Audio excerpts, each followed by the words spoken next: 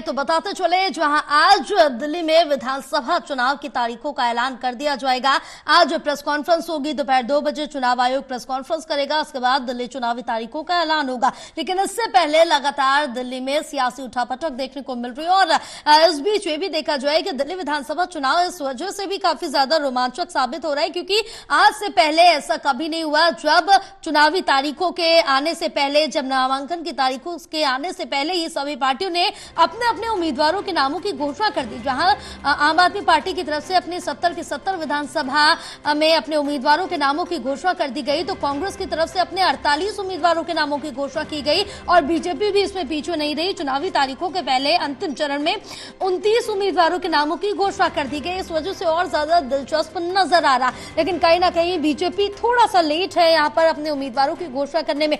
शायद अगर इस बीच ये भी कहा जाए, कहना भी गलत नहीं होगा कि आगे जो विपक्षी पार्टी है उनकी रणनीति क्या कुछ है, वो किस रणनीति के तहत अपने उम्मीदवार उतारे, ये सब भापते हुए बीजेपी अपने उम्मीदवारों के नामों का ऐलान कर रही है और कहां पे कौन से उम्मीदवार उतारना है, इस पर तमाम चिंतन मंथन के बाद अपने उम्मीदवारों के नामों की घोषणा कर दी है। अब देखना होगा धीरे धीरे, जहां आम आदमी पार्टी की तरफ से अपनी 5 जो योजनाएं हैं उनका ऐलान कर दिया गया, कांग्रेस की तरफ से भी अपनी योजनाओं का ऐलान किया गया है। इस बीच बीजेपी ने अभी तक अपने कोई भी घोषणा का ऐलान नहीं किया गया। कहा यह जा रहा है जब बीजेपी का संकल्प पत्र रहेगा तो उनमें तमाम जो घोषणाएं रहेंगी वो देखना होगा और कौन कौन सी घोषणाओं को, कौन कौन सी योजनाओं को बीजेपी के घोषणा पत्र में जगह मिलती है, ये भी देखना काफी ज्यादा दिलचस्प होगा। यहाँ बीजेपी का ना कहीं अपने पूर्व सांसदों पर दांव खेलने में भी लगी हुई है और इस रणनीति के तहत अपने तमाम जो एमएलए है उनको उतारने की कवायद बीजेपी की जारी है। हमारे साथ एसोसिएट एडिटर प्रदीप कुमार जुड़े हुए हैं और ज्यादा जानकारी लेंगे। प्रदीप, जिस तरह से देखें कि दिल्ली का दंगल सज चुका है और लगातार यहाँ पर अपने अपने आप को मजबूत करने की जो कोशिश है सभी दलों की, वो देखने को मिल रही है। लेकिन इस बीच अगर हम बात करें तो जहां आम आदमी पार्टी और कांग्रेस की तरफ से अपनी कई घोषणाओं का ऐलान किया गया, कांग्रेस ने हालांकि कल ही ऐलान किया, क्या अब बीजेपी अपनी कोई बड़ी घोषणा का ऐलान कर सकती है? जहां 2100, 2500, क्या बीजेपी इससे आगे की जो राशि है उसका ऐलान कर सकती है? देखिए, चुनावी बिगुल आज बजने वाला है। दिल्ली में चुनावी तारीखों का ऐलान हो जाएगा और इसी के साथ असली मुकाबला भी शुरू हो जाएगा। लेकिन उम्मीदवारों के चयन को लेकर जो चुनावी मूड है वो दिल्ली में बदल चुका है, क्योंकि उससे पहले ही चुनाव माहौल वो लगातार रंग पकड़ता नजर आया है और इसकी वजह भी रही क्योंकि आम आदमी पार्टी की ओर से सभी उम्मीदवारों का ऐलान कर दिया गया। कांग्रेस की ओर से अब तक 48 उम्मीदवारों के नाम की घोषणा हो चुकी है।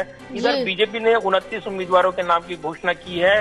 बाकी उम्मीदवारों के नाम की घोषणा भी जल्द की जाएगी। चुनावी बिगुल बजने से पहले बीजेपी ने भी अपने उम्मीदवारों का ऐलान कर ये बताने की कोशिश की कि चुनावी बिगुल बजने से पहले उनके उम्मीदवार तैयार थे और इसलिए पहली लिस्ट में कई नाम उसमें शामिल रहे हैं। खासतौर से जो हाई प्रोफाइल सीट हैं उस मुकाबले में उम्मीदवार उतारे गए हैं, चाहे वो अरविंद केजरीवाल के खिलाफ नई दिल्ली सीट से कांग्रेस उम्मीदवार संदीप दीक्षित की बात करें या बीजेपी उम्मीदवार प्रवेश सिंह वर्मा की बात करें, तो ये काफी हाई प्रोफाइल सीट रहने वाली है।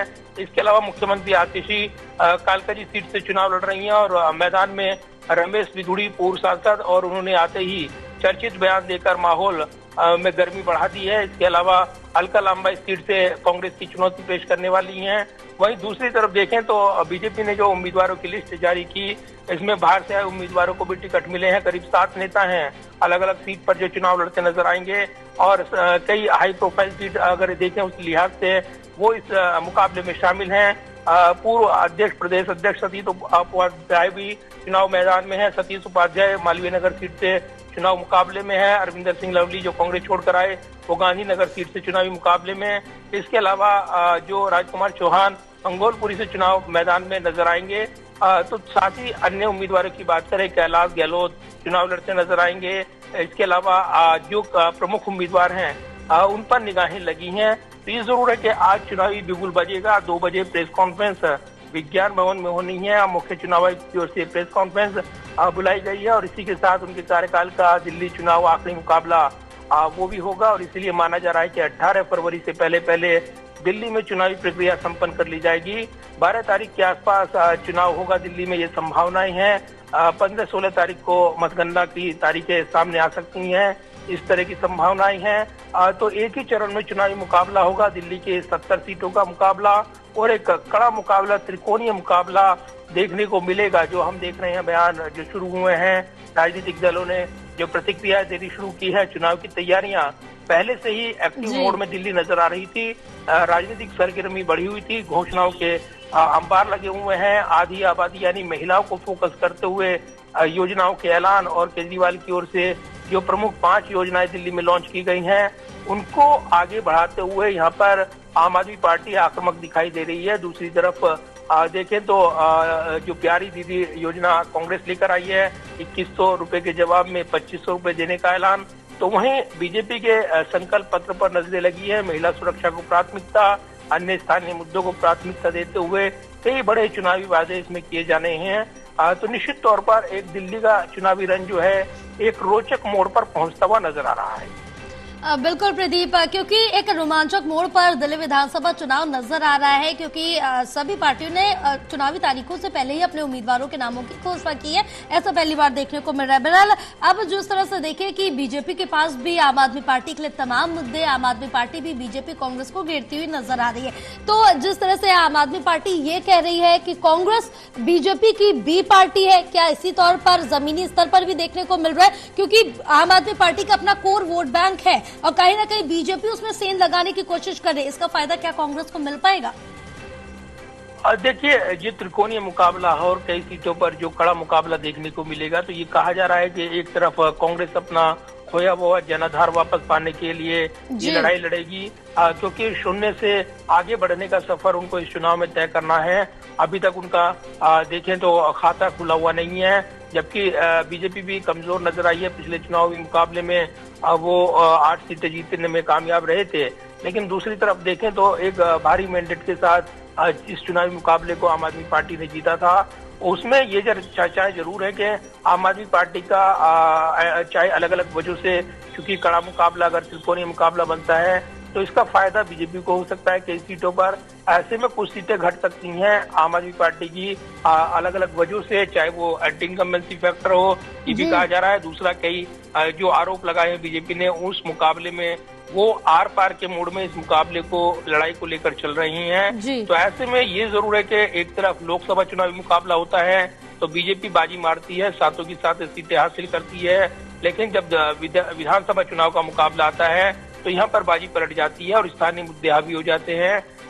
ये एक दिलचस्प पहलू है कि अमूमन जब कांग्रेस के साथ राज्यों में लड़ाई रही है बीजेपी की, वहाँ कांग्रेस को वो हराते रहे, लेकिन यहाँ दिल्ली में जो समीकरण बदले, जैसे ही विकल्प मिला तो आम आदमी पार्टी यहाँ पर सत्ता हासिल करने में कामयाब रही। जन लोकपाल पर जो आंदोलन रहा और उसके बाद एक नई राजनीतिक पार्टी का उदय हुआ, आम आदमी पार्टी, उसने सत्ता हासिल की और अब लगातार वो सत्ता में है। तो ये जरूर है कि अब उनके लिए ये चुनावी मुकाबला एक कड़ी अग्नि परीक्षा माना जा रहा है। और बीजेपी इस चुनावी रण में जो लंबे समय से वापसी की उम्मीद लगा रही है, क्योंकि दिल्ली में लगातार पहले शीला सरकार 3 बार का कार्यकाल और उसके बाद अरविंद केजरीवाल यहाँ पर सत्ता में है, तो काफी वक्त हो चुका है। अगर देखें यहाँ पर सत्ता से बाहर हुए दिल्ली में, अब वापसी के लिए पूरी जोर आजमाइश बीजेपी करती नजर आ रही है। तो एक बड़ा मुकाबला दिल्ली का बनकर उभर रहा है। बिल्कुल एक बड़ा और रोमांचक मुकाबला है। प्रदीप, तमाम जानकारी साझा करने के लिए बहुत शुक्रिया। तो अब सभी की निगाहें इस पर टिकी हुई हैं कि कब चुनावी तारीखों की कौन सी तारीख सामने आएगी, लेकिन जिस तरह से देखें कि सियासत में जरा सी भी यहाँ पर तल्खी जो है काफी ज्यादा देखने को मिल रही है। सभी पार्टी एक दूसरे पर आरोप प्रत्यारोप लगा रही है, लेकिन कौन सी तारीख सामने आएगी ये देखना काफी ज्यादा दिलचस्प होगा। और जो नए नए मुद्दे हैं वो भी निकाले जा रहे हैं और सभी मुद्दों को लेकर बीजेपी, आप और कांग्रेस एक दूसरे पर हमलावर नजर आ रही है।